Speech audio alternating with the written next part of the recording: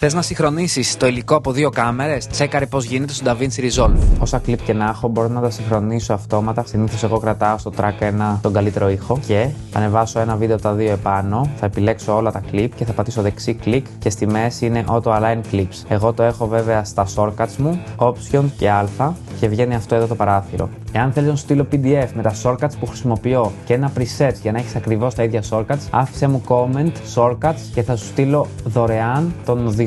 Εδώ θα δω δύο επιλογές λοιπόν, waveform και timecode. Εάν έχεις γράψει timecode στις κάμερές σου, τότε θα επιλέξεις το timecode. Εάν όχι, όπως εγώ αυτή τη στιγμή, θα πατήσεις waveform, θα αφήσεις το νούμερο 1 εδώ πέρα και θα πας συγχρονισμό. Και απευθείας μου έχει συγχρονίσει τις κάμερες. Ανέβαζα με τα πρώτα και εγώ το ίδιο πράγμα ένιωθα. Έτσι λέω, θα με κρίνουν, θυμάστε τι. Μπορώ να συγχρονίσω και τον ήχο μόνο. Ας πούμε ότι έχω έναν ήχο μόνο από μικρόφωνο, χωρίς βίντεο. Θα επιλέξω τους ήχους μόνο, θα πατήσω Option Α και θα πατήσω πάλι συγχρονισμό με τον ήχο. Και βλέπεις ότι μου συγχρόνισε και τον τελευταίο ήχο μαζί με τους άλλους. Και έτσι συγχρονίζεις υλικό από δύο ή περισσότερες κάμερες. Save it for later, thank me later.